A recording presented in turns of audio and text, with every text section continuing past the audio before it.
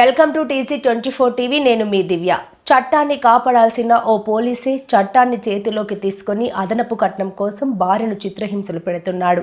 సిద్దిపేట జిల్లా హుస్నాబాద్ మండలం పోతారం ఎస్ చెందిన కానిస్టేబుల్ సకీనాల జగన్ సంవత్సరం క్రితం జనగామ జిల్లాకు చెందిన ఓ యువతిని పెళ్లి చేసుకున్నాడు. పెళ్లికి ముందు పెద్దల మధ్య జరిగిన ఒప్పందం ప్రకారం అమ్మాయి తరపున నుండి ఇవ్వవలసిన కట్న కానుకలన్నీ ఇచ్చారు. అయితే ఇప్పుడు అదనపు కట్నం తీసుకురావాలని లేకపోతే వదిలేస్తానని భార్యను ఇబ్బందులకు గురి చేస్తున్నాడు. పోలీస్ స్టేషన్లకు వెళ్లిన పెద్ద మనుషుల మధ్యలో మాట్లాడుకున్న సమస్య పరిష్కారం కాకపోవడంతో బాధితురాలు తన తల్లిదండ్రులు మహిళా సంఘాలతో కలిసి భర్త ఇంటి ముందు ధర్నా చేపట్టింది.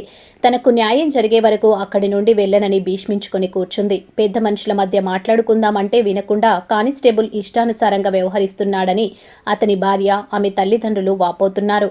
కూర్చొని మాట్లాడుకొని సమస్యను పరిష్కరించుకోకుండా గొడవలు సృష్టిస్తున్నాడని ఆరోపించారు. తమకు న్యాయం జరగాలని కోరుతున్నారు. నా పేరు రవలి. మా అమ్మ నాన్న ఊరు వచ్చేయమంటారు కాసిపేట్. మా అత్తగారు ఊరు వచ్చేసి పోతారం. నాకు మ్యారేజ్ 10th జూన్ 2023లో జరిగింది. నా పెళ్ళైన కానీ నా భర్త నన్ను అదనపు కట్నం కావాలని హింసిస్తున్నారు.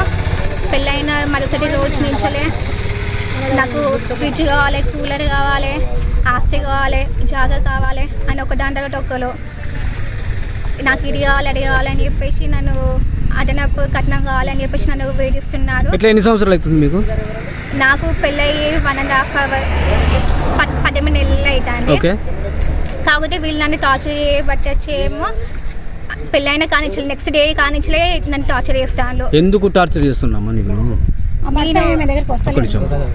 నేను అడిగిన అత్తమ్మ మామయ్య నా భర్తని అడిగిన, అసలు మీకు మా అమ్మ నాన్న వాళ్ళు ఒప్పుకున్న కాడికి ఇచ్చేసినారు కదా, మళ్ళీ ఇంకేమున్నది కావాలంటే మా చెల్లె వాళ్ళ పెళ్ళైనా ఏమైనా చూస్తాడు, ఇప్పుడున్న వాటితో చదువుకుందాం, మీకు ఏమైనా కావాలంటే నేను కావాలంటే ఉద్యోగంలో చేస్తానని చెప్పిన. లేదు నువ్వు ఉద్యోగం చేయొద్దు, నువ్వు ఎటు పోవద్దు, నువ్వు ఇంట్లో ఉండాలి, పిండి గిన్నె పట్టాలి, ఇంటిని చూసుకోవాలి. మీ భర్త ఏం పని చేస్తానన్నారు? Rapid action force. Jagan, Sakinala Jagan. ఎక్కడ చేస్తాడు? Hakimpet. Okay. RAF 99 batch. Okay. పెళ్ళైన కానించలే, పెళ్ళైన నెక్స్ట్ 2 daysకే వెళ్ళిపోయిండు. నన్ను ఇక్కడ మా అత్త మామ దగ్గర వదిలేసి పెళ్ళైన ఒక 3 monthsకే వచ్చేసిండు. వచ్చి ఒక 1 day 2 days ఉన్నాడు. అట్లా నైట్ వస్తాడు, మార్నింగ్ పొద్దుగాలే వెళ్ళిపోతాడు. అట్లా ఇది ఎన్ని రోజులు అవుతుందమ్మా మీకు ఈ టార్చర్ చేయబట్టి? మీకు టార్చర్ 1.5 year కానీ అట్లనే జరుగుతుంది. అప్పటి ఎందుకు మాట్లాడలేదు మరి? ఇప్పుడు పంచాయతీలో జరిగాయి. మేము ఇట్లా పోలీస్ స్టేషన్ వాటికి వీటికి 1 year అవుతాను మేము తిరగబట్టి. నవంబర్ 28 కానీ మేము తిరుగుతూనే ఉన్నాము. పెద్ద మనుషుల కాడికి పోయి పిటిషన్ ఇచ్చినాము, పోలీస్ స్టేషన్లో పిటిషన్ ఇచ్చినాము. ఏమన్నారు మరి పోలీస్ స్టేషన్లో? పెద్ద మనుషుల దగ్గర కూర్చొని మాట్లాడుకోలేదు అని చెప్పిండు. సరే అని చెప్పేసి మేము ఇక్కడ పెద్ద మనుషుల దగ్గరనే కూర్చున్నాము.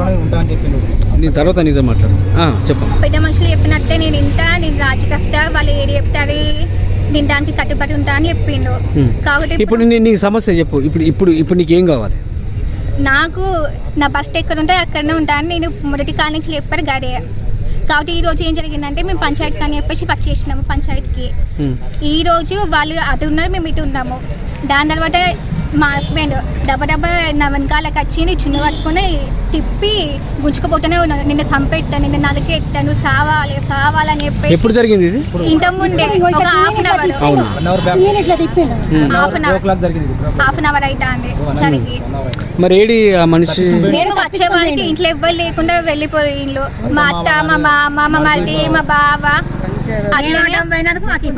ఇప్పుడు నీకు ఏం కావాలనేది కోరుకుంటున్నా? నాకు పంచాయతీ ఇట్లా ఏం అవసరం లేదు. నా భర్త కావాలి, నా భర్త ఎక్కడ ఉంటే నేను అక్కడ ఉంటా. ఇప్పుడు భర్తే అనే వ్యక్తి నిన్ను చున్ని వేసి ఊరేసిండు, రేపు వేయడానికి గ్యారంటీ ఏంది? కరెక్ట్, కానీ ఎంతైనా నేను తాళి కట్టించుకున్న కష్టమో సుఖమో. ఓకే అమ్మా, నేను అడిగిన ప్రశ్నకు సమాధానం. ప్రాణ భయం ఉన్నది కదా అని మీరు అడుగుతాను. ఇవాళ వేసింది కదా, రేపు వేయడానికి గ్యారంటీ ఏంది? కాబట్టి కష్టమైన సుఖమైన పోనీ నా ప్రాణము ఆయన చేతుల్లో పోనీ, ఇంకేముంది? ఆయనతోనే ఉంటావు? ఆయనతోనే ఉంటా. ఓకే, ఆయన పిలిపిస్తారు ఇప్పుడు? మేము వచ్చే వారికి లేరు, ఇవ్వలేరు. ఎందుకు వెళ్ళి మరి?